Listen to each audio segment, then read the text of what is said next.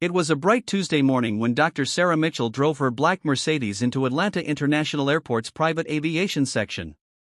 The spring sun made her car's polished surface shine as she smoothly pulled into the VIP parking area. At 45 years old, Dr. Mitchell had worked incredibly hard to reach her position as one of the country's top neurosurgeons. Today was especially important. A wealthy patient in Boston needed her expertise for a complicated brain surgery, and they had arranged a private jet to fly her there. Sarah checked her watch. It was 8:30 a.m., giving her plenty of time before her 9 a.m. departure. She looked at herself in the car's mirror one last time. Her dark skin glowed with natural confidence, and her neat braids were perfectly arranged in a professional bun. She straightened her navy blazer and made sure her pearl necklace sat just right. Dr. Mitchell always believed in looking her best, not because she needed to prove anything, but because it was part of who she was. Getting out of her car, she collected her things carefully. In her right hand, she carried a brown leather briefcase containing important medical files and her laptop. Over her left shoulder hung her designer handbag, which held her passport, flight documents, and personal items. Her heels clicked confidently against the pavement as she walked toward the terminal entrance. The private aviation terminal looked different from the main airport. It was smaller, more exclusive, with large glass windows and modern architecture. Several expensive cars were parked nearby, and a few other travelers chatted quietly in the parking lot. A sleek private jet took off in the distance, reminding her that this was just another normal day in her busy life. As she approached the entrance, Dr. Mitchell noticed a security guard standing at his post. He was a middle-aged white man with graying hair, wearing a blue uniform with a badge that read James Peterson. She didn't think much of it at first. She had gone through many security checkpoints in her career, and this was just another one. Dr. Mitchell reached into her bag and took out her identification and flight documents, having them ready before she even reached the door. She had learned over the years that being prepared made everything smoother. In her hand, she held her medical license, pilot passenger documents, and her driver's license, even though she usually only needed to show one or two of these. The morning was peaceful. Birds chirped in the trees near the parking lot, and the air smelled fresh and clean. The gentle breeze moved through the area, carrying the distant sounds of airplanes taking off and landing at the main terminal. Everything seemed perfectly normal, just like any other day in her busy life as a successful doctor. Walking closer to the entrance, Dr. Mitchell noticed how quiet this part of the airport was compared to the main terminal. Only a few other passengers were around, most of them dressed in business attire and carrying similarly expensive briefcases. She could see her charter jet through the terminal's windows, being prepared for takeoff by the ground crew. She thought about her patient in Boston, reviewing the case details in her mind. The surgery would be challenging, that's why they had called her. She was known for handling difficult cases that other doctors couldn't solve. This would be her third emergency consultation this month, and she felt ready for the challenge ahead. Just before reaching the door, Dr. Mitchell sent a quick text to her assistant back at the hospital, confirming that all her afternoon appointments had been rescheduled. She liked keeping everything organized and making sure no details were overlooked. That's what had made her one of the most respected doctors in her field. The automatic doors were just a few steps away now. Dr. Mitchell pulled her rolling briefcase behind her, already thinking about the flight ahead and the medical case waiting for her in Boston. She had no idea that in just a few moments, her ordinary morning was about to become anything but ordinary. The security guard, James Peterson, watched her approach. His hand moved to adjust his badge, and his stance changed slightly. No one could have guessed that what would happen next would not only change multiple lives but also spark a nationwide conversation about prejudice and private aviation security. The moment Dr. Sarah Mitchell reached the terminal entrance, security guard James Peterson stepped directly in front of her. His body language changed from casual to confrontational in seconds. He raised his hand in a stopping motion, even though Dr. Mitchell had already slowed down to show her documents. "Excuse me, ma'am, but you need to head to the main terminal," Peterson said loudly, his voice carrying across the quiet lobby. "This is a private aviation area." He didn't even look at the documents she was holding out. Dr. Mitchell kept her voice calm and professional. "Good morning, sir. I have my documentation right here." I'm scheduled for the 9 a.m. flight to Boston. She tried to hand him her papers, but Peterson took a step back, refusing to even touch them. Listen, I've been working here for 15 years, Peterson said, crossing his arms. I know who belongs here and who doesn't. His eyes moved up and down, taking in her expensive suit and designer shoes with obvious doubt. Behind them, two businessmen walked through a different entrance, and Peterson didn't even turn to look at their papers. Dr. Mitchell noticed this and took a deep breath. She'd faced similar situations before, but it never got easier. Sir, I understand you're doing your job, but I am a neurosurgeon flying to Boston for an emergency consultation. Here are my credentials, flight documentation, and ID. Peterson laughed. A short, harsh sound that made several people turn to look. Right, and I'm the President of the United States. Ma'am, I'm trying to be nice here, but you need to leave. The main terminal is that way, he said, pointing toward the regular airport entrance about a mile away. A small crowd was starting to gather. Some people pulled out their phones, while others whispered among themselves. Through the glass walls, Dr. Mitchell could see her chartered plane waiting on the tarmac. She checked her watch, it was 8:40 a.m. now. Mr. Peterson, she said, reading his name tag, I'm going to ask one more time, please check my documentation. My patient needs me in Boston, and this delay is unnecessary. She kept her voice steady, though her heart was beating faster. Peterson's face turned red. Now you're telling me how to do my job, ma'am? If you don't leave right now, I'm calling the police, he said, reaching for his radio and making a show of it. Just then, a white couple walked up to the entrance.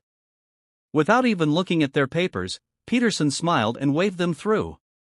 Good morning, folks. Have a nice flight. The couple looked uncomfortable, glancing between Peterson and Dr. Mitchell as they hurried past. So, you'll let them through without checking any documents, but you won't even look at mine?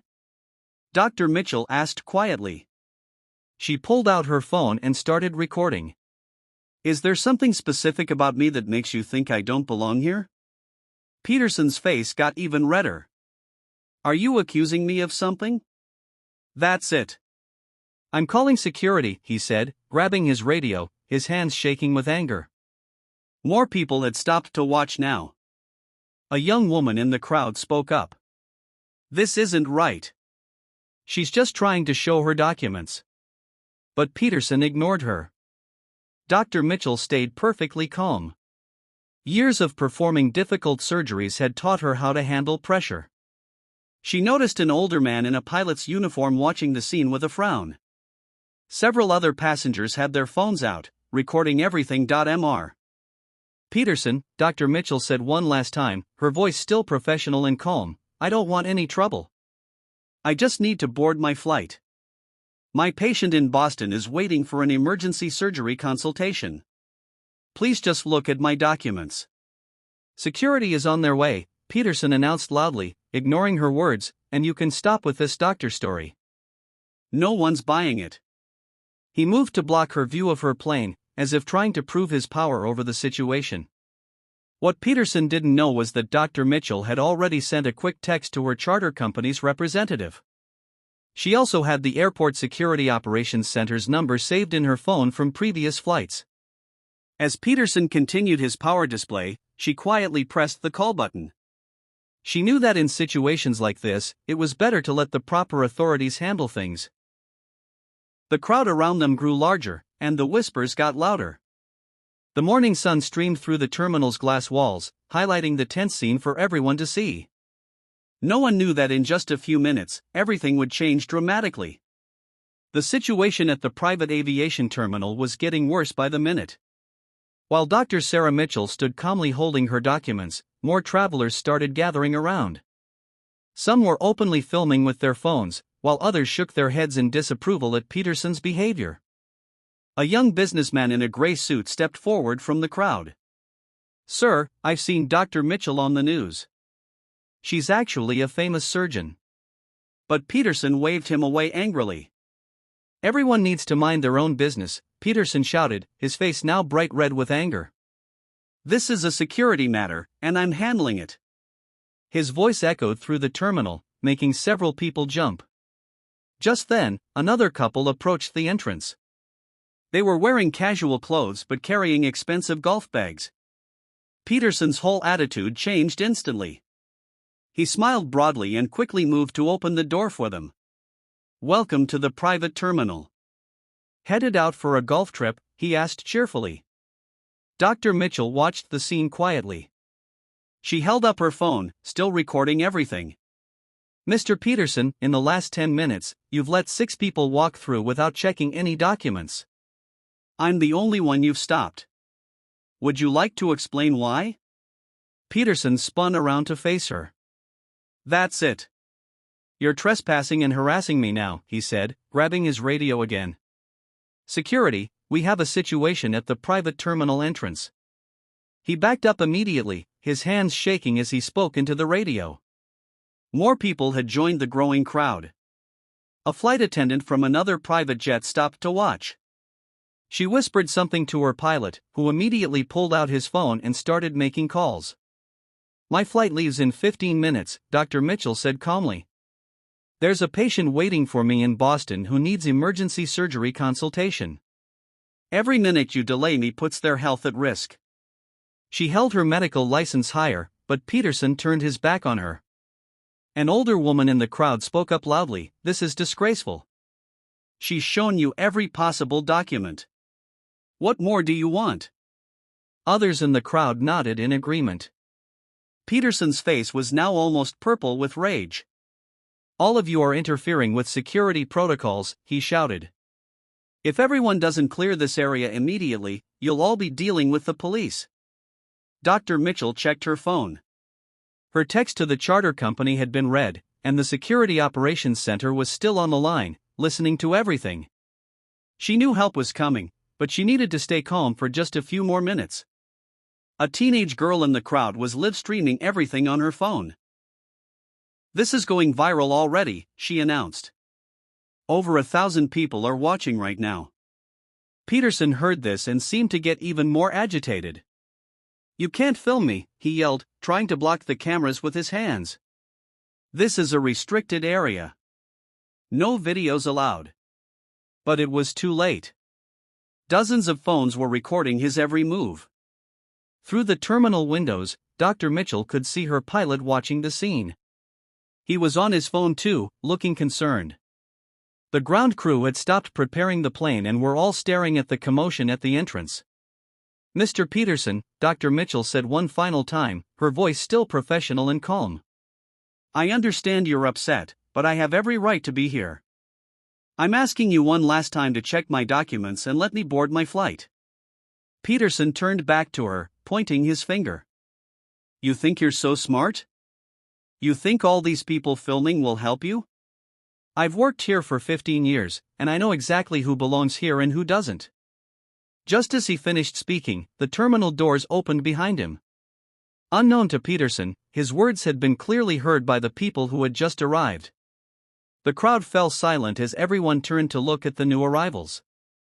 Through the glass doors walked 3 people, the head of airport security, the private charter company representative, and the terminal's general manager. Their faces showed they had heard everything. Peterson was still facing Dr. Mitchell, unaware that his supervisors were standing right behind him.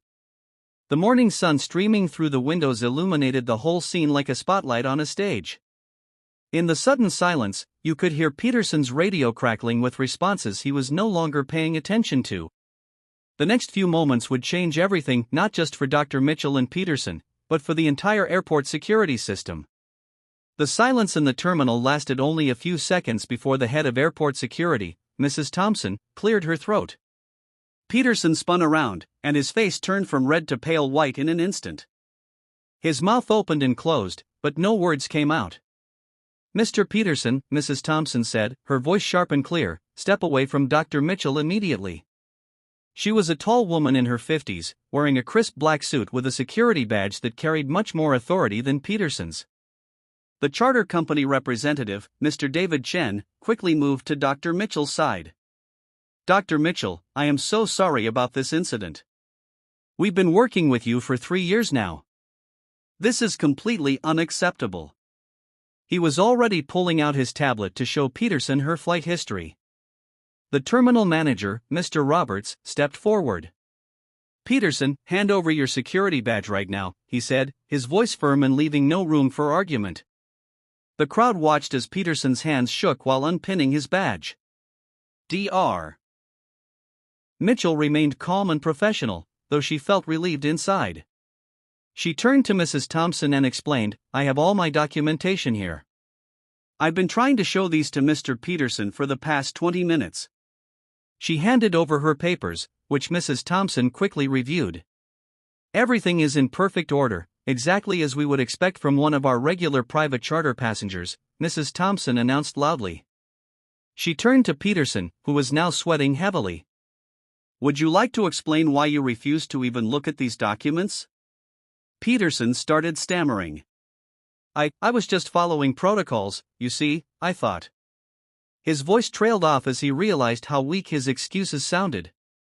The crowd around them was still recording everything. The teenage girl who had been live streaming spoke up again. "This is over 10,000 viewers now. People are really angry about what they're seeing." Her comment made Peterson sink even lower into himself. Mr. Roberts was checking the security cameras on his tablet. "I can see here that in the last hour alone, Peterson let through 23 passengers without checking any documentation. Dr. Mitchell was the only one he stopped." His voice was heavy with disapproval. Mrs. Thompson turned to the crowd. "Ladies and gentlemen, on behalf of Atlanta International Airport, I want to apologize for this incident. This is not what we stand for." She then focused on Dr. Mitchell. "Doctor, we'll have you on your way to Boston immediately." 2 security officers arrived to escort Peterson away. As they led him toward the office, he kept looking back as if he couldn't believe how quickly his power had disappeared. The crowd parted to let them through, many people still filming. Mr. Chen was already on his phone. "I'm having the pilot start the engines now, Dr. Mitchell.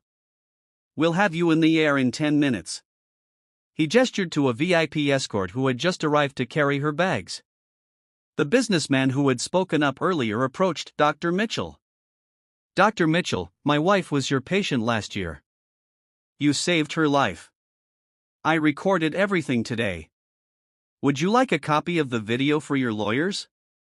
Dr. Mitchell thanked him politely but turned to Mrs. Thompson instead. "I don't want anyone to lose their job," she said quietly, "but I do want to make sure this doesn't happen to anyone else."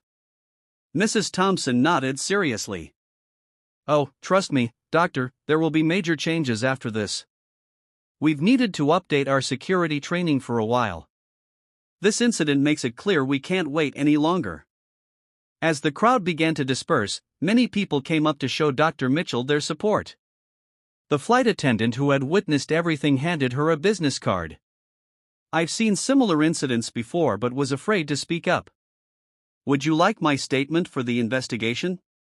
Within minutes, a golf cart arrived to take Dr. Mitchell to her plane. As she sat down, she could see Peterson through a window, sitting in the security office, his head in his hands. The morning sun was now high in the sky, and her delayed flight would finally take off. But this incident was far from over. As the golf cart drove her across the tarmac, Dr. Mitchell could already see news vans pulling up to the terminal. The videos had gone viral, and this was just the beginning of a much bigger story. As Dr. Sarah Mitchell's private jet took off from Atlanta International Airport, the story of what happened that morning was spreading like wildfire across social media. Inside the plane, she sat in the comfortable leather seat, finally able to take a deep breath and process everything that had occurred. The flight attendant, Lisa, brought her a cup of hot tea.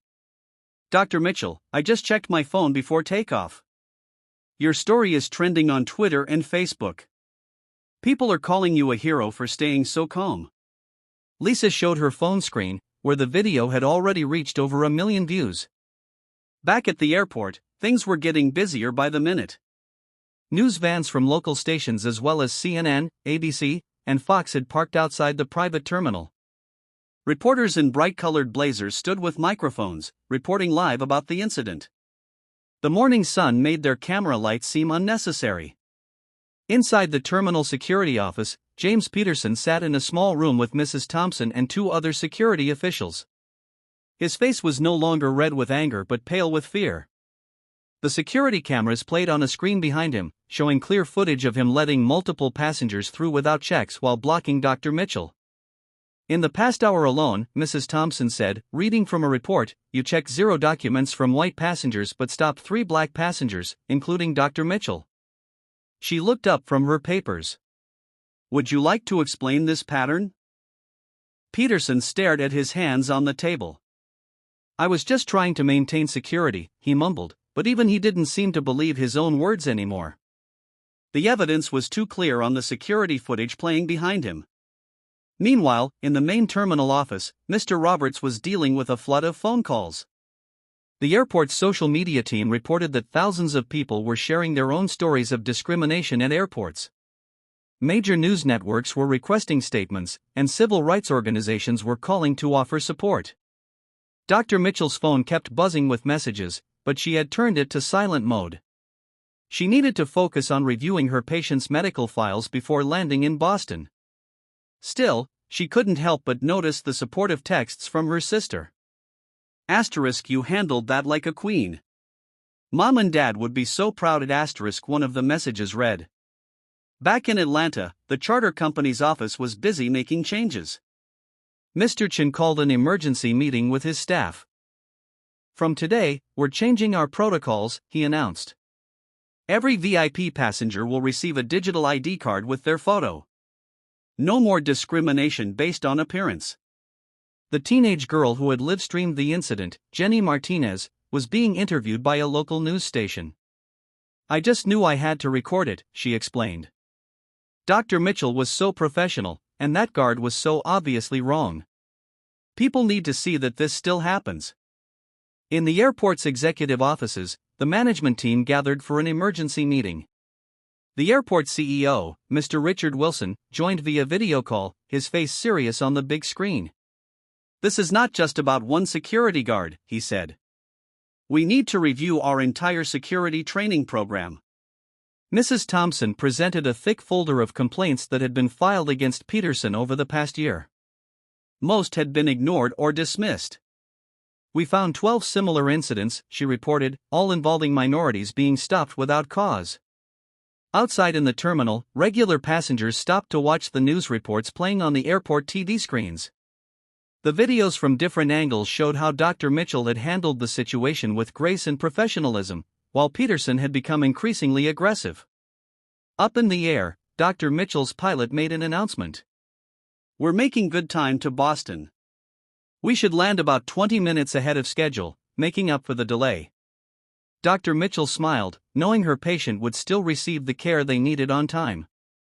The flight attendant brought her laptop. The Wi-Fi is ready if you need it, she said, then hesitated. My daughter is in medical school, and she looks up to doctors like you. Thank you for showing her how to handle discrimination with dignity. As the plane cruised at 30,000 feet, the story continued to unfold below. News channels were now running special reports about discrimination in private aviation. Social media hashtags were trending. Civil rights lawyers were calling the airport. What had started as one woman's experience was quickly becoming a national conversation about change. But Dr. Mitchell remained focused on her primary concern, her patient waiting in Boston. She opened her medical files, knowing that while this incident would have lasting effects, right now, she had a life to save. The day after the incident, Atlanta International Airport was buzzing with activity. At 9 a.m., exactly 24 hours after Dr. Mitchell's encounter with Peterson, the airport called a major press conference in their main meeting room. The airport CEO, Mr. Richard Wilson, stood at the podium facing dozens of cameras and reporters. Behind him sat Mrs. Thompson, Mr. Roberts, and several board members. Large TV screens showed clips from the incident, which now had over 50 million views across different social media platforms. First, Mr. Wilson began, I want to publicly apologize to Dr. Sarah Mitchell. What happened yesterday was completely unacceptable. He looked directly into the cameras.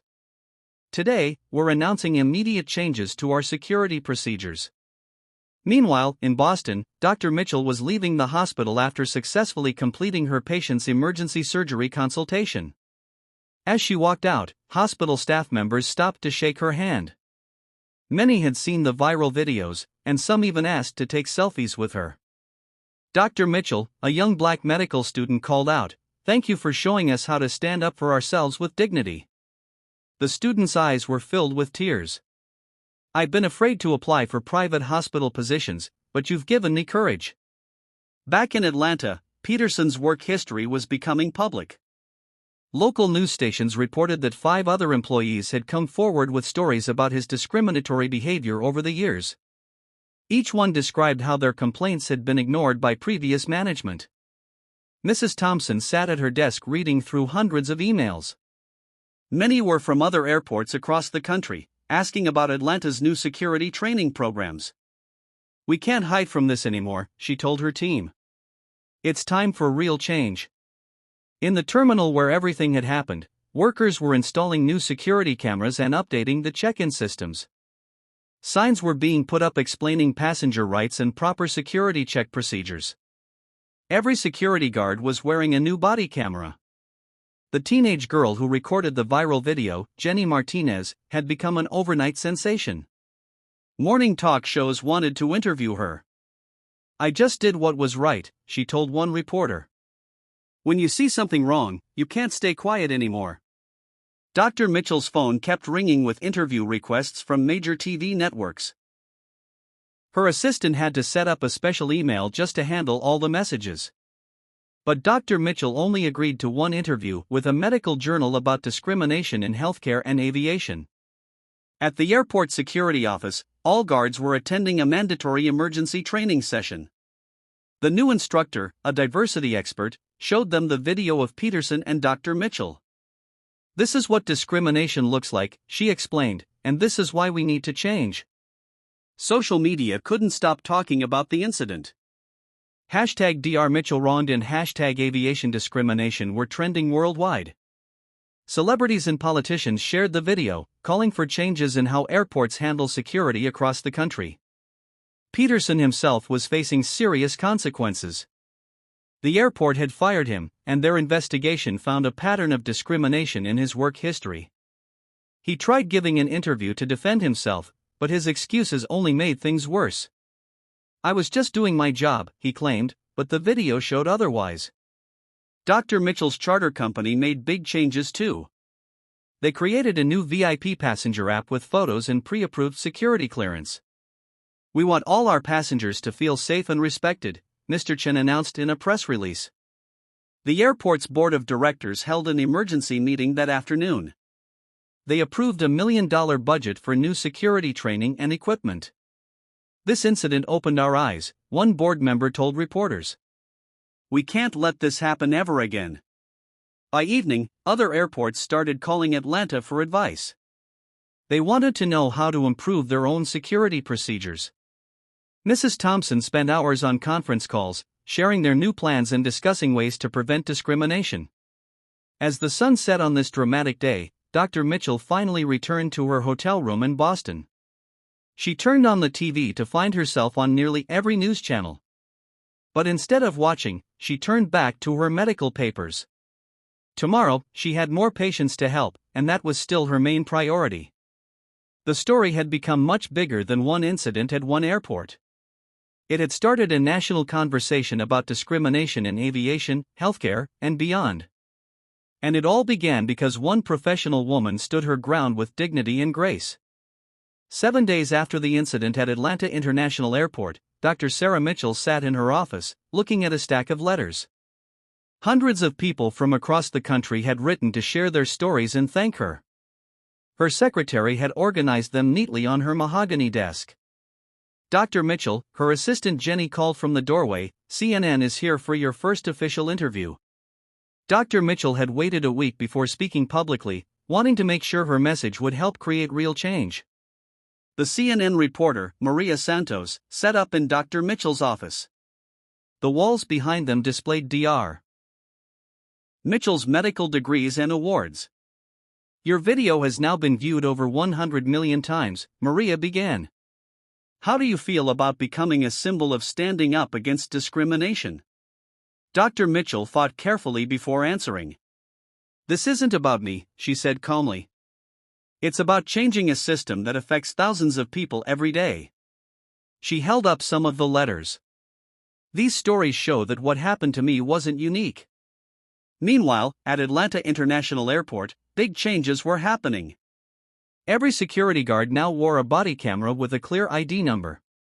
New signs in multiple languages explained passengers' rights. Most importantly, 2 security officers always worked together at checkpoints to ensure fair treatment.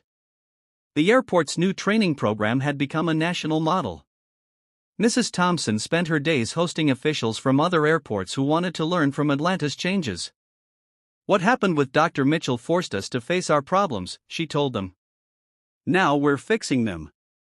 James Peterson's story had taken a different turn. After losing his job, he agreed to appear on a special TV program about bias in security. I was wrong, he admitted, looking much older than he had a week ago. Watching those videos of myself, I didn't like the person I saw. The teenage girl who recorded the viral video, Jenny Martinez, had started a social media movement. Her new organization, Record for Rights, taught people how to safely document discrimination. Major civil rights groups offered to partner with her. Back in Dr. Mitchell's office, the CNN interview continued. What would you say to other professionals who face similar discrimination? Maria asked. The camera zoomed in on Dr. Mitchell's face as she answered. Stay professional, know your rights, and document everything, Dr. Mitchell replied. But most importantly, don't let anyone make you doubt your worth or your right to be somewhere. The charter flight company made permanent changes too. They created a new system where all VIP passengers received digital IDs with their photos and credentials. Mr. Chen proudly announced that bookings from minority executives had increased by 50% in just 1 week. Dr. Mitchell's hospital noticed changes as well. More minority students were applying for residency programs. Dr. Mitchell showed us we belong in these spaces, one applicant wrote. The hospital board used this momentum to launch new diversity initiatives in their hiring process. Social media kept sharing new stories every day, and the hashtag #StandLikeDr Mitchell became popular for people sharing their own experiences of standing up against discrimination. Dr. Mitchell's calm professionalism had inspired others to document and report unfair treatment. The airport security office had transformed completely. The walls now displayed posters about equality and proper security procedures. Guards attended daily meetings to discuss fair treatment. Mrs. Thompson made sure every complaint was taken seriously and investigated properly. Local schools started inviting Dr. Mitchell to speak to students. She always told them the same thing: success is the best response to discrimination. Focus on your goals, and don't let anyone stop you from achieving them. Peterson's former co-workers were going through intensive training. Many admitted they had seen him discriminate before but hadn't spoken up. We can't be silent anymore, one guard said during a training session. Silence makes us part of the problem. That evening, Dr. Mitchell finished reading another stack of letters. One caught her attention. It was from a young black girl who wanted to become a doctor. You showed me that we can be strong and professional even when people try to stop us, the girl wrote. As the sun set outside her office window, Dr. Mitchell began writing her response to the young girl. She knew that the changes happening now would help create a better future for the next generation. The incident that began as a terrible morning had turned into a powerful movement for change. 3 months after the incident at Atlanta International Airport, Dr. Sarah Mitchell stood on stage at a National Aviation Security Conference in Washington, D.C. The large room was filled with airport managers, security chiefs, and civil rights leaders from across the country. All of them had come to learn about the changes that became known as the Mitchell Standards. Mrs. Thompson from Atlanta Airport stood beside Dr. Mitchell at the podium. Together, they presented the new security training program that had transformed airport security nationwide. On the big screen behind them, numbers told an impressive story. Complaints about discrimination had dropped by 80% at airports that adopted the new standards. The day Dr. Mitchell changed everything, Mrs. Thompson told the audience, what started as a terrible incident has become a revolution in how we handle airport security. She pointed to the security guards in the room, all wearing new uniforms with body cameras. James Peterson, the former security guard, was also at the conference, but in a different role. He now worked with an anti-bias training company, sharing his story as a warning to others. "I was the perfect example of what not to do," he told a group of security officers. "My bias could have ruined someone's life." Back at Atlanta International Airport, the private terminal looked very different now. Two security guards, always from different backgrounds, worked together at each checkpoint. Digital scanners verified passengers' IDs, removing personal bias from the process. Signs in multiple languages explained everyone's rights. The teenage girl who recorded the original video, Jenny Martinez, had become a well-known activist. Her Record for Rights organization now had chapters in 50 cities. Dr. Mitchell taught us that documenting discrimination calmly and professionally can lead to real change, she said in her latest TV interview.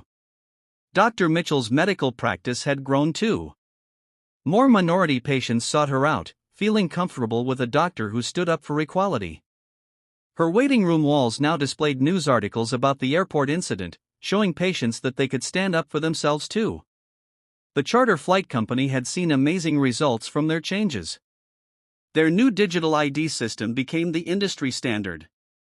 Mr. Chen proudly reported that their minority client base had tripled. "Dr. Mitchell showed us we needed to do better," he said, "and when we did, our business actually improved." At a special ceremony at the conference, Dr. Mitchell received an award for outstanding contribution to aviation safety and equality. But instead of talking about herself, she invited 50 other people to stand with her, people who had faced similar discrimination and helped create change.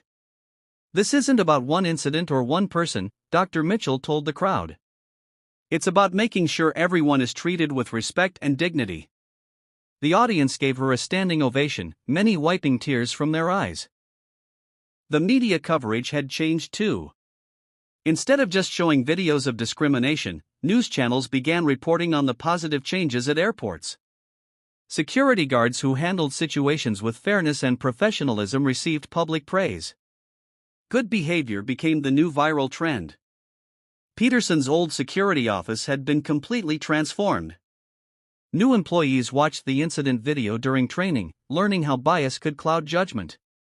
The workshop always ended with a live video call from Peterson himself, where he shared how he had changed. "I'm proof that people can learn from their mistakes," he told them. "But it's better to not make them in the first place." Dr. Mitchell's original video had become part of training programs far beyond airports. Police academies, hospitals, and schools began using it to teach about handling discrimination professionally. Her calm response became a model for dealing with difficult situations. The young black girl who had written to Dr. Mitchell months ago was now a regular visitor at her hospital. Dr. Mitchell mentored her, along with several other minority students interested in medicine. "Success is the best answer to discrimination," Dr. Mitchell often told them, "but helping others succeed is even better." As the conference in Washington, D.C., came to an end, Dr. Mitchell looked out at the crowd. Security chiefs from Europe and Asia had come to learn about the new standards. What happened to her that morning in Atlanta had started a global conversation about respect and equality. 3 months ago, I was just trying to catch a flight, she said in her closing speech. Today, we're changing how people are treated around the world. Remember, every person who walks through your security checkpoint deserves respect. Their dignity is in your hands. The audience stood again, applauding as Dr. Mitchell left the stage. Outside, the evening sun shone on the Washington Monument.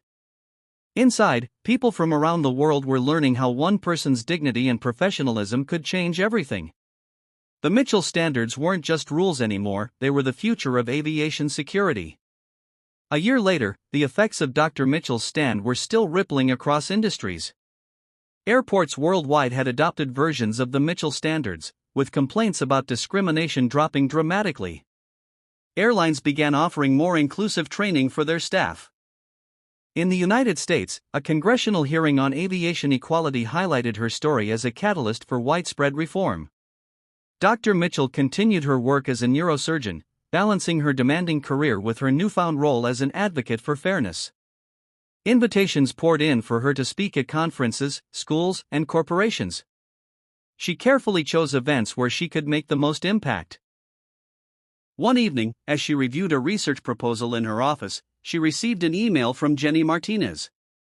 The Teenagers' Record for Rights organization had expanded to include partnerships with universities, offering workshops on documenting and addressing discrimination. "None of this would have happened without your example," Jenny wrote. Dr. Mitchell smiled. She replied simply, "The work you're doing proves that one voice can lead to many. Keep going." The story of Dr. Sarah Mitchell's experience at Atlanta International Airport had become more than just a viral moment, it had evolved into a symbol of change. For her, it was always about the bigger picture, ensuring that no one else would have to endure what she did, and using her voice to make a difference. As she left her office that night, the city lights of Boston sparkled outside her window. The path she had walked that day in Atlanta had been challenging, but it had led to something far greater than she ever imagined. Dr. Sarah Mitchell's grace and determination had turned a moment of injustice into a movement for equity, proving that standing firm with dignity can truly change the world. 2 years after the incident, Dr. Sarah Mitchell's story had become a cornerstone in discussions about racial equity and professionalism. Universities and institutions often included her video and subsequent events in courses about leadership, ethics, and bias. It wasn't just about what happened that day at the airport, it was about how she responded, with poise, evidence, and unwavering professionalism. Dr. Mitchell herself was busier than ever. Her reputation as both a world-class neurosurgeon and a vocal advocate for equality had grown, and she was in high demand. She divided her time between operating rooms, mentorship programs, and speaking engagements. Yet, she remained grounded, always prioritizing her patients and the next generation of doctors. At Atlanta International Airport, the Mitchell standards were fully integrated into daily operations. Every security checkpoint had signs explaining the rights of passengers, and travelers often commented on how much smoother the process felt. Body cameras on guards, digital ID systems, and robust oversight made the airport one of the most efficient in the country. Mrs. Thompson, now promoted to Director of Security Operations, was often contacted by other airports for guidance. She took pride in sharing what Atlanta had learned and how they had grown. It wasn't just about changing policies, she explained in interviews. It was about changing mindsets. James Peterson, once infamous for his actions, had found a new purpose. His role in anti-bias training had become a personal mission. While he continued to regret his behavior, he embraced the opportunity to prevent others from making similar mistakes. "I was part of the problem," he said in a televised panel discussion. "But now, I'm working to be part of the solution." Jenny Martinez's Record for Rights organization had blossomed into a nationwide movement. With chapters in major cities, it offered workshops, resources, and legal connections for those who experienced discrimination. Jenny often credited Dr. Mitchell's courage as the inspiration behind her work. In one interview, she said, "Dr. Mitchell didn't just stand up for herself, she stood up for all of us. And because of that, people like me found the confidence to speak out and take action." Dr. Mitchell's hospital also felt the ripple effects of her stand. The diversity initiatives she had inspired led to significant increases in minority hires and a more inclusive environment overall. One young doctor, who had been mentored by Dr. Mitchell, reflected on her influence. "She showed us that being excellent at what you do is powerful. But being courageous enough to demand fairness is transformative." 3 years after the incident, Dr. Mitchell received a surprise invitation to speak at the United Nations. The topic? Global Strategies for Combating Bias in Professional Spaces. She prepared her speech carefully, wanting to address not only the challenges but also the potential for solutions. Standing before an audience of international leaders, she began with a simple statement: dignity is universal. When we protect the dignity of one person, we set a standard for how everyone should be treated. Her speech resonated deeply, leading to widespread applause and a standing ovation. Delegates from several countries approached her afterward, eager to implement similar measures in their own institutions. Back at home, Dr. Mitchell continued to balance her many roles. She still performed life-saving surgeries, mentored aspiring doctors, and advocated for systemic change. Her humility and focus never wavered, despite her growing influence.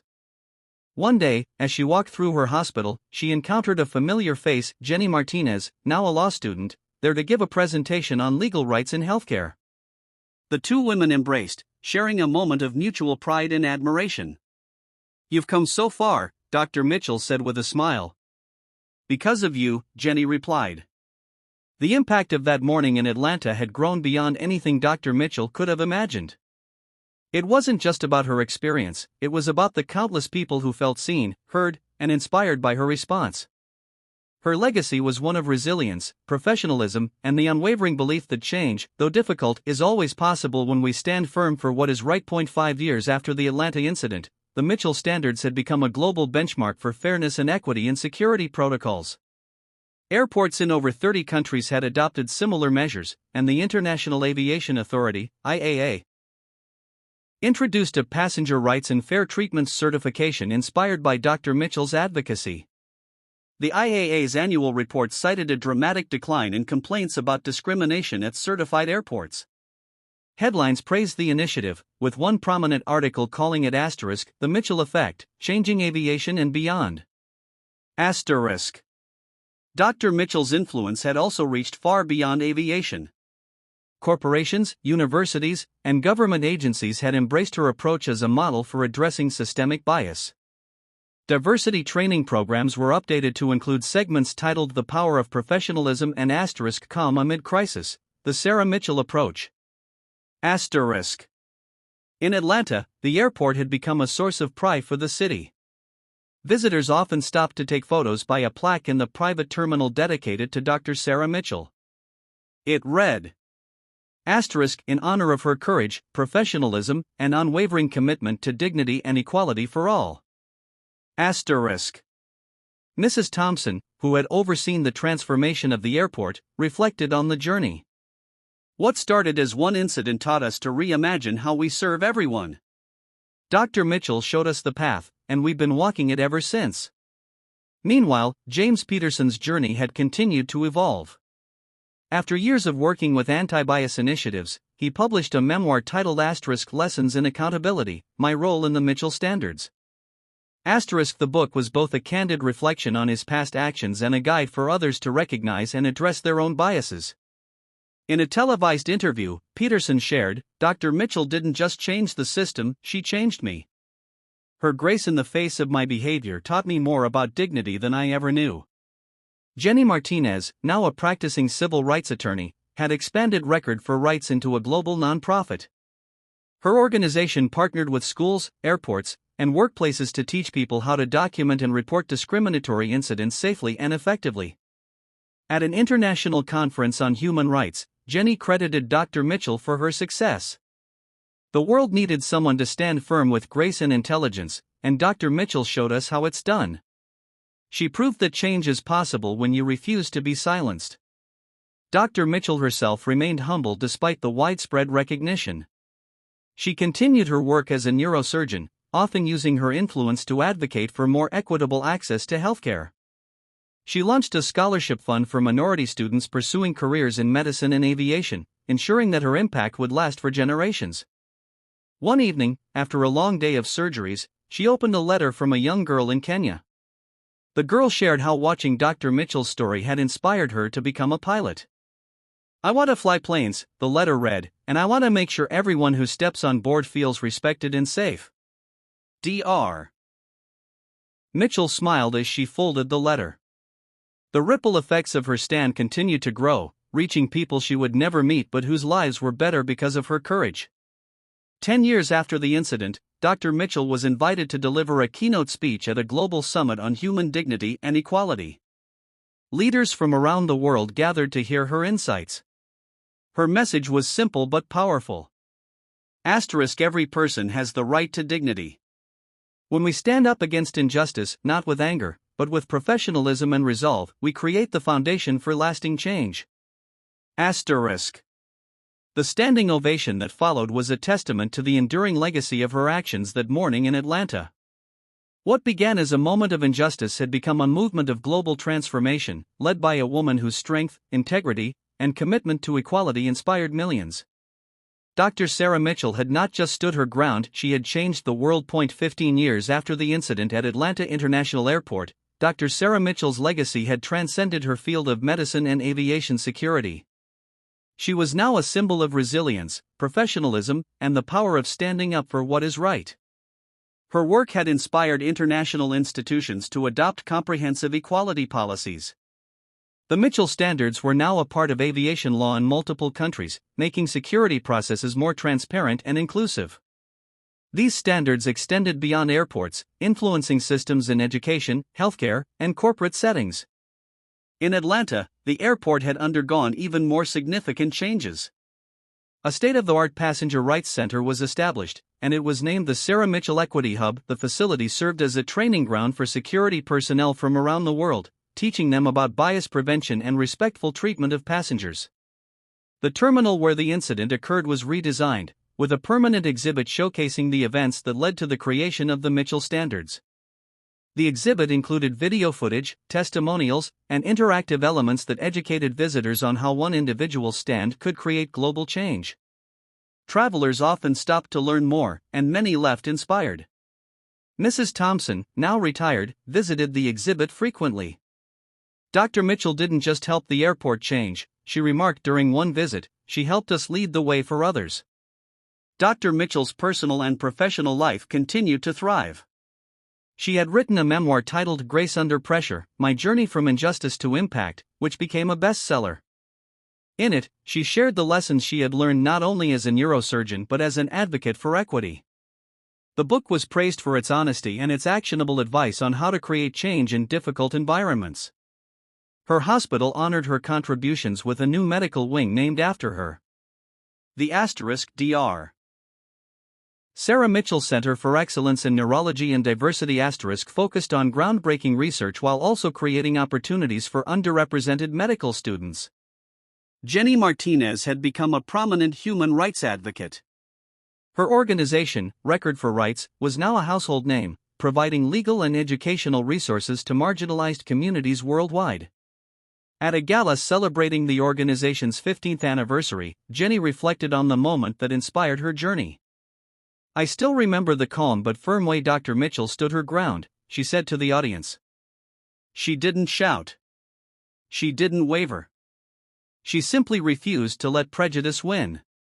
That taught me everything I needed to know about making a difference. James Peterson had also experienced a profound transformation. After years of advocacy and personal growth, he had become a respected speaker on bias awareness. His talks often began with a confession, I was wrong. And it took someone extraordinary to show me how wrong I was. In his later years, Peterson worked tirelessly to promote fairness in security systems. His journey became a cautionary tale, reminding others of the importance of accountability and the possibility of redemption. Dr. Mitchell's global impact continued to grow. She frequently collaborated with international organizations, including the United Nations, on initiatives to promote dignity and equity in professional spaces. Her foundation, the Mitchell Fund for Equity in Education, provided scholarships and grants to young leaders advocating for justice in their communities. At a global equity summit held in Geneva, Dr. Mitchell delivered a powerful speech titled Dignity as a Universal Right. She addressed world leaders, emphasizing that small actions, rooted in integrity, could create monumental shifts. True change begins when we refuse to accept disrespect, she said. It begins when we insist on fairness, even in the smallest interactions. And it thrives when we pass those values on to the next generation.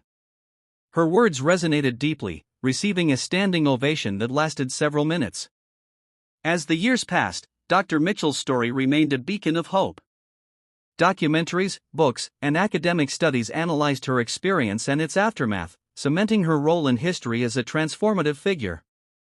Students wrote essays about her impact, activists cited her as an inspiration, and professionals across industries adopted her principles of calm resolve and relentless professionalism. On the 20th anniversary of the Atlanta incident, Dr. Mitchell attended a ceremony at the airport. The crowd included dignitaries, activists, and everyday travelers who had been touched by her story. Standing before the Sarah Mitchell Equity Hub, she addressed the attendees with a smile. 20 years ago, I simply wanted to catch a flight, she began. What happened that day reminded me and the world that dignity should never be optional.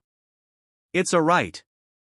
And together, we've proven that standing for dignity can create change far beyond what we imagine. As the audience rose to applaud, Dr. Mitchell reflected on the journey that had brought her to this moment. It had been a path marked by challenges, but also by progress, unity, and a deep belief in the power of perseverance. Dr. Sarah Mitchell's story was no longer just hers, it belonged to the world. And her legacy would continue to inspire generations to come. Dr. Sarah Mitchell's influence had woven itself into the very fabric of modern society. 2 decades after that pivotal day at Atlanta International Airport, she had become a global icon, known not only for her groundbreaking work in neurosurgery but also for her transformative role in advocating for fairness, equity, and dignity across industries. At a global conference on human rights and professional ethics, Dr. Mitchell was invited as the keynote speaker once again. This time, however, she wasn't just sharing her story, she was offering a blueprint for how individuals, organizations, and governments could implement lasting, meaningful change. The power to change the world begins with the simple choice to stand up for what is right, Dr. Mitchell told the audience, her voice steady and strong. It's not always easy, and it's rarely comfortable, but when we do, we ignite the possibility for others to follow. Her message was clear: standing up to injustice was not an isolated act, it was a movement. A movement that, once started, had the potential to ripple out across industries, countries, and cultures. Dr. Mitchell had already shown that a single act of standing firm against prejudice could lead to a wave of change, even when it seemed impossible at first. As Dr. Mitchell's fame spread, so did the number of invitations she received. Governments, educational institutions, and advocacy groups sought her counsel on how to build systems that were truly inclusive. She was often asked for advice on how to eliminate bias, improve diversity, and empower people from all backgrounds to excel. Dr. Mitchell became not only a symbol of change but also a mentor to those who sought to be agents of progress in their own fields. Her work had inspired a generation of professionals to think critically about fairness in their respective fields.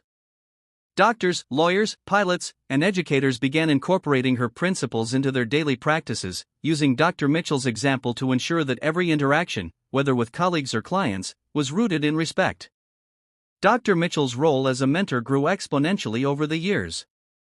She regularly held workshops for aspiring medical students, focusing not only on the technical skills required to succeed in medicine but also on the importance of ethical decision-making and navigating difficult situations with dignity. Many of her students went on to become leaders in their own right, carrying forward the lessons they had learned from her. I never wanted to be an example, Dr. Mitchell often said, but if my experiences can help guide others toward a more inclusive world, then I am honored. Her mentorship was particularly impactful in a scholarship program she established for underrepresented students in both healthcare and aviation. The program provided financial support, guidance, and networking opportunities for young people who faced barriers to entering these fields. As for the airport, the Mitchell Standards had become an ongoing success story. Not only had discrimination complaints drastically reduced, but there was also a significant increase in customer satisfaction. Travelers, especially those from historically marginalized communities, praised the airport's commitment to fairness and inclusion. The Sarah Mitchell Equity Hub continued to serve as a global model for best practices in aviation security, and Dr. Mitchell was regularly consulted by airports worldwide to help them adopt similar policies. In fact, the airport's approach to security and passenger treatment was now a benchmark for other industries, including entertainment, hospitality, and even law enforcement. One of Dr. Mitchell's proudest moments came when she received an award from the United Nations for her work in advancing human dignity and equality worldwide. In her acceptance speech, she focused on the collective effort that had led to the success of the Mitchell Standards. "This honor isn't just for me," she said. "It belongs to every person who stood with me, every individual who refused to let prejudice go unchecked, and every community that believes in the power of change." Despite the accolades, Dr. Mitchell never lost sight of the bigger picture. Her work was about changing systems, not gaining recognition. She was driven by the belief that every person, regardless of their background, should have the opportunity to succeed without being hindered by bias or discrimination. As the years passed, she remained committed to continuing that work, making sure that every life she touched, whether through surgery, mentorship, or advocacy, was given the dignity and respect it deserved. The ultimate goal, Dr. Mitchell often said, was to create a world where her actions would no longer be extraordinary, but rather, the standard. In the years that followed, Dr. Mitchell's legacy continued to flourish. The principles she established, the Mitchell Standards, were enshrined in policy, law, and culture. More and more organizations and institutions adopted her framework for tackling bias, ensuring that her impact would be felt for generations to come. Her story, which had started with a single moment of injustice, had blossomed into a movement that had redefined how we approach fairness, dignity, and equality. It had turned into a story of hope that with determination, resilience, and a commitment to doing what is right, it was possible to change the world. And, as she looked out over the horizon one final time, watching the sunrise over the Boston skyline, Dr. Mitchell knew that her work was far from over. There was still more to be done, more to be learned, and more people to inspire. Her legacy would live on, not just in policies and practices, but in the hearts and minds of those who followed her example. For Dr. Mitchell, the fight for justice had no end. It was a journey of constant evolution and growth, one that would continue to inspire new generations to stand tall and demand respect for all the years past, and Dr. Sarah Mitchell's story continued to inspire, evolve, and shape the future of justice, equality, and dignity worldwide. By the time she was awarded the Presidential Medal of Freedom, her work had expanded beyond the borders of aviation, healthcare, and even traditional civil rights movements. Her commitment to fairness and dignity had influenced countless sectors, from education to business, government to technology.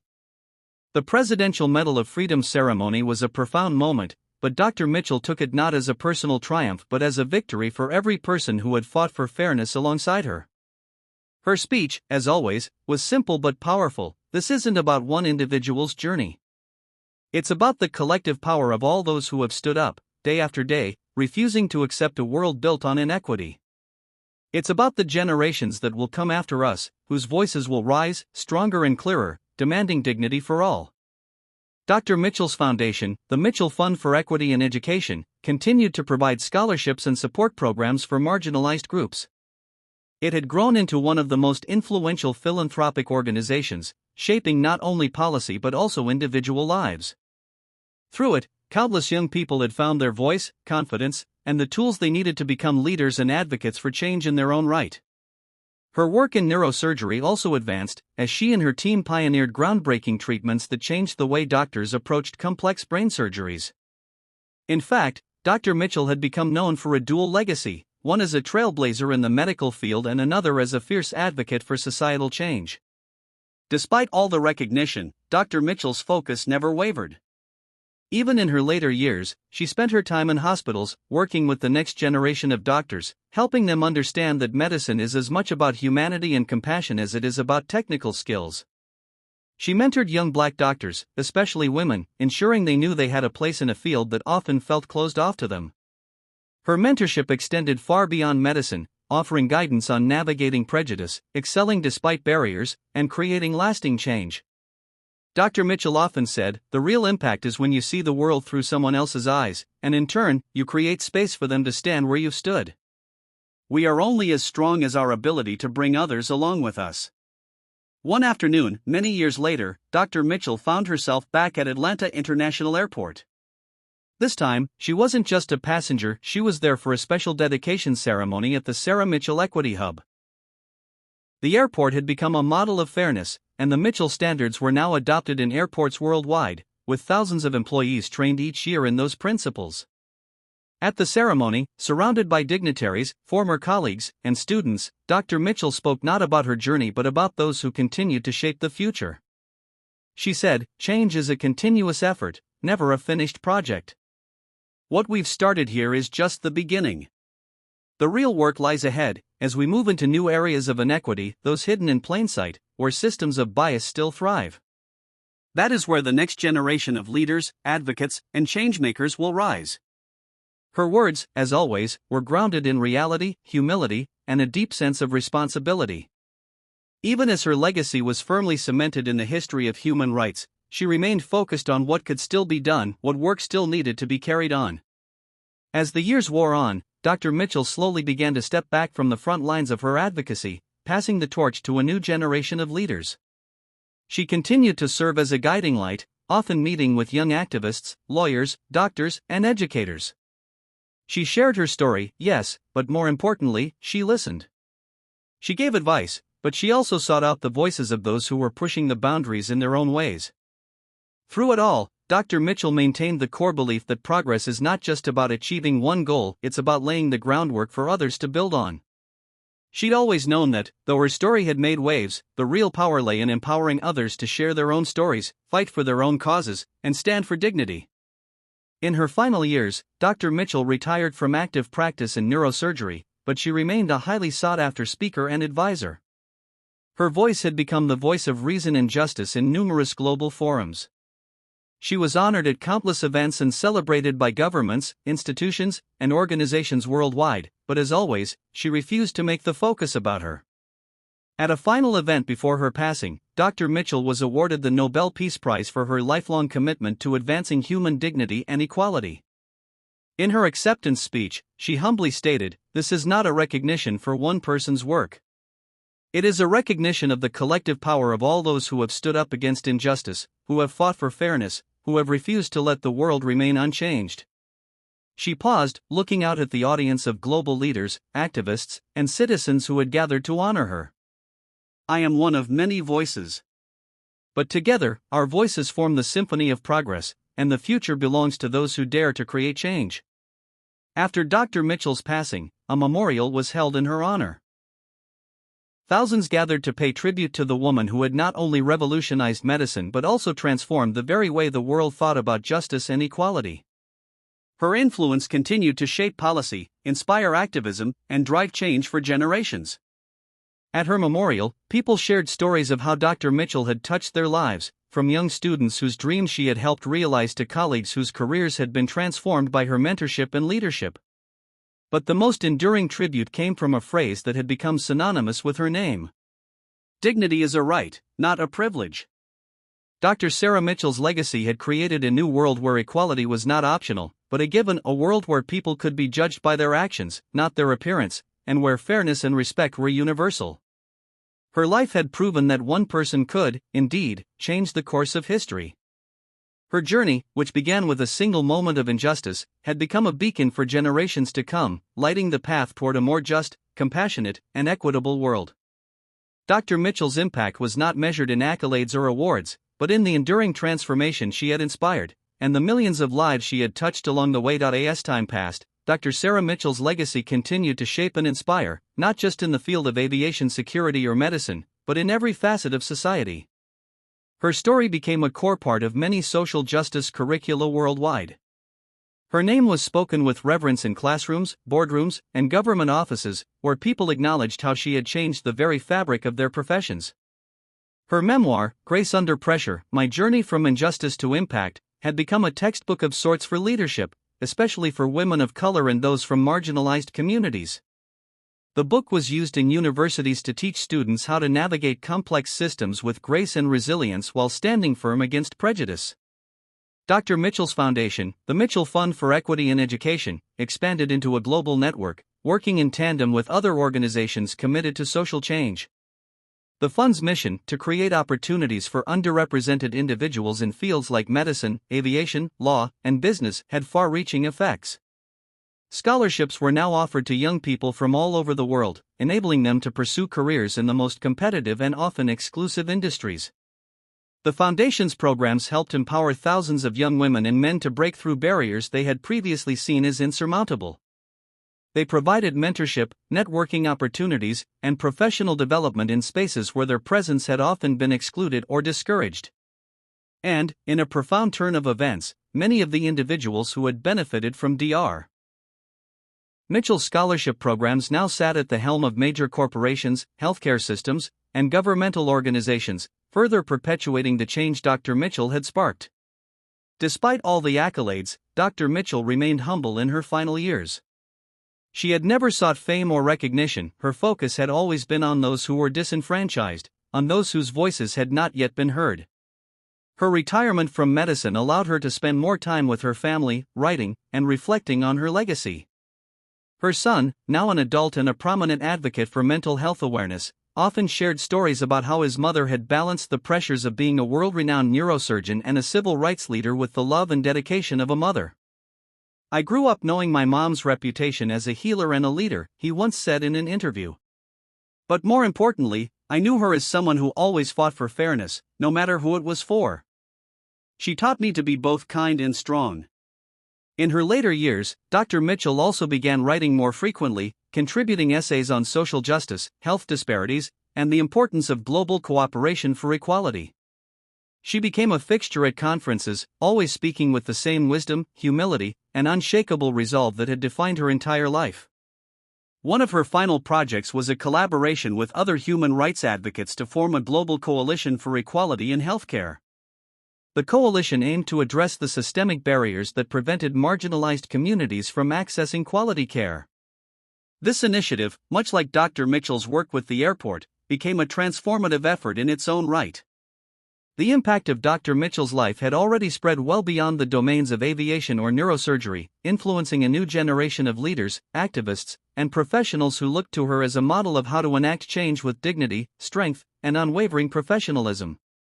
The phrase she had coined early in her advocacy, "dignity is a right, not a privilege," continued to resonate throughout industries, policies, and communities. As her health began to decline in her final years, Dr. Mitchell's presence remained a source of strength for those around her. She often said, "The work isn't over until every person, no matter their race, background, or gender, knows that they are deserving of respect." Even as she was no longer physically able to travel or give speeches, her voice continued to resonate through the programs she established, the people she mentored, and the institutions that had adopted the principles she fought so hard for. When Dr. Mitchell passed, a global period of mourning followed, and tributes poured in from every corner of the world. Memorial services were held on nearly every continent, with tributes pouring in from political leaders, celebrities, colleagues, and the countless individuals whose lives she had touched. Her funeral service was a private event, attended by family, friends, colleagues, and those she had mentored. At the service, her son spoke movingly about her legacy. "My mom never sought recognition for her efforts. She didn't want to be a hero, she just wanted to make the world better for all of us." And that's exactly what she did. In the years that followed, Dr. Mitchell's influence continued to reverberate through the generations. Statues were erected in her honor in several major cities, and an annual day of reflection was observed worldwide on the anniversary of her passing. People from every walk of life would gather on that day to remember the woman who had refused to accept the status quo and, in doing so, had changed the world for the better. Her story was no longer just a part of history, it was a living testament to what one person could achieve when they committed themselves to standing up for what is right. Dr. Sarah Mitchell's life had come full circle, from a moment of personal injustice at the airport to a global movement that reshaped societies and systems. Her legacy would continue to live on in the policies she inspired, the people she mentored, and the world she left behind. Her work wasn't finished, not because she wasn't there to carry it on, but because her story was now in the hands of the many individuals she had empowered to continue the fight for dignity, fairness, and equality. Dr. Mitchell had not only created a better world for herself but for everyone, one in which dignity truly became a right, and not a privilege.